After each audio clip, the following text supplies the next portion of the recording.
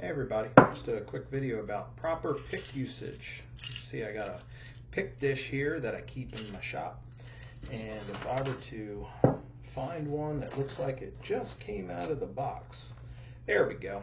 Okay, there's a nice pretty green one. All right, now depending on what kind of sound you like and what kind of feel you like under your strings will depend on how you use this pick. However, you should probably hold it correctly. All right, a lot of people, and I think this is an electric guitar habit, love to use the tips of their fingers when they play, like so. Okay, this is quite difficult to do.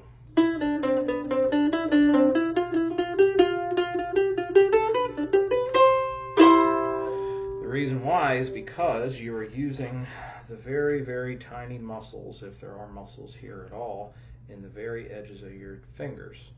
Instead, what you should be doing is using the nice bigger muscles that are found in your hand and in your arm. Okay, so the best thing to do is to use the same technique that this originated from, or probably what a thumb pick came from.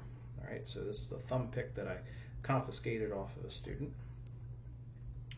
So if I were to put on a thumb pick and use it kind of like parlor style guitar, you can see that if I put my finger underneath to keep it out of the way when I'm playing, this is the nice powerful way to get a lot of volume and a lot of control out of your pick.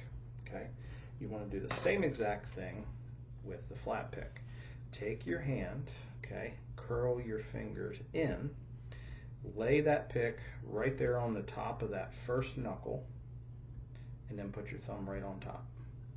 And now it's locked in there. It's not going anywhere. And all you have to do is just squeeze just a little bit with your thumb, and that thing's not coming out. Okay?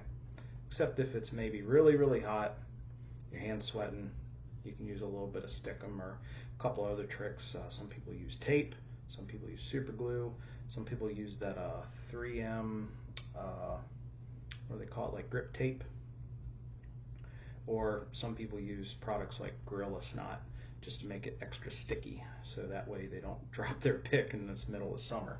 Because you don't want to drop this on stage when you're playing, and you certainly don't want to drop an expensive pick in the middle of the dark if you're out playing. So now a lot of people will use the very edge tip of that pick because that's the way a lot of picks, if I were to pick up another one here, are designed to be shaped. So that way, here's one that's shaped more like a triangle. Okay, a lot of them are shaped so that way they gravitate to using that edge. But what I've seen a lot of mandolin players do, they don't like to use that edge. It sounds different, and it also kind of occasionally gets hung up in the strings when you're playing.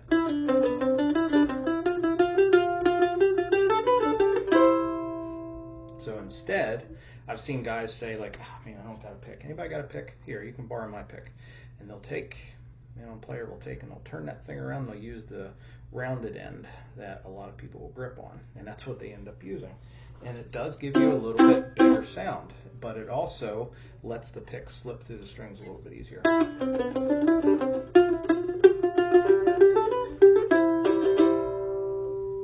It's entirely up to you, okay? Some people like to use triangle picks. Some people like to use really, really super rounded picks. Whatever works, okay?